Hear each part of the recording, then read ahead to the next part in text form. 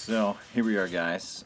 This is my first workout of this cycle, and I picked a pretty weird choice of exercise. Pause squat with chains, pausing in the hole. And a couple things I'm trying to change that looks like I'm concentrating on now.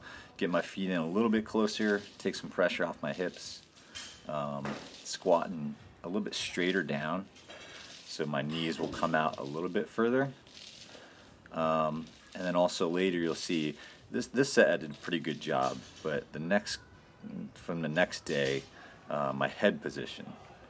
So sometimes I have a tendency to really stick my neck out, and that's something I'm trying to learn. See, you can see it right there.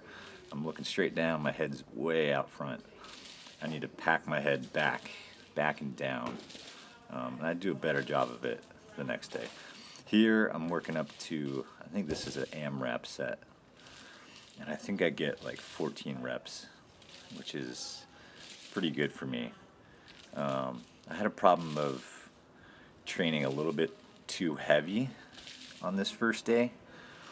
I'm not quite used to the RPE, the perceived exertion, whatever, and this was a tough learning experience because right after this I wanted to kind of throw up and call it quits, and this was the first exercise. You can see me really getting excited for these reps. So the goal for this first maybe month of training is more off season. So I'm doing more bodybuilder stuff, lots of reps of 10, 8, maybe every once in a while a set of 6. So I'm trying to pick exercises that are not my competition lifts. So I was trying to mix it up a little bit with the squat, and here I am with kind of an accessory deadlift day. Please don't critique my snatch form because I'll slap you or something. Mainly I'm doing these kind of wonky off of blocks because it hurts my knees. I can't go from the floor anymore. So I was doing some kind of weird back extension snatch deadlift. Here's this is actually the third day, and I'm practicing my breathing exercises before I squat, doing some hip openers. One thing I've been trying to get is a better core stabilization. I have a habit of, like I said before, extending my head way forward, and then I actually hyperextend my back too much, more than I'd like. So I've been kind of doing some breathing exercises and things to almost round my lower back a little bit, or what feels like round for me, but is actually a neutral spine.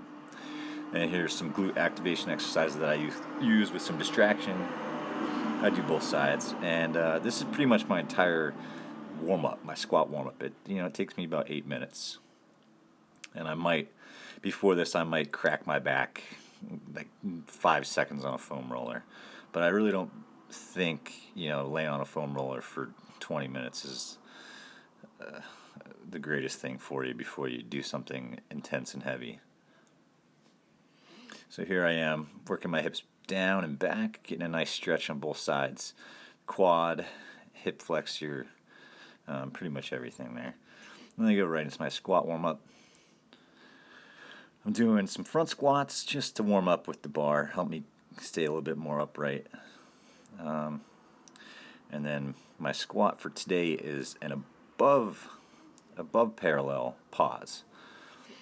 And you see here I still have that neck way forward. The next couple sets it's way forward, and it almost throws me off balance. So I'm going in the hole, my normal speed, my normal tempo there. I get my head back, and I'm pausing just above parallel.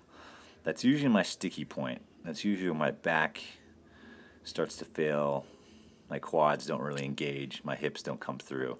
So I'm just getting a little extra time under tension in that specific zone. And you see this is kind of a warm-up weight still. I think I warmed up, I was doing reps at 8. Sets at 8. Get my head back real nice, sit straight back down, and this might actually be my AMRAP set. So pretty much for most of my majority of lifting, I'll do 2 or 3 work sets and then 1 AMRAP set The work sets will be judged based on RPE, and then the M-rep set is basically I'm just doing as many reps as possible, and then a combination of all of these things coming together and what weight I reach, that judges the volume for the current week, and then also sets the percentages for the following week.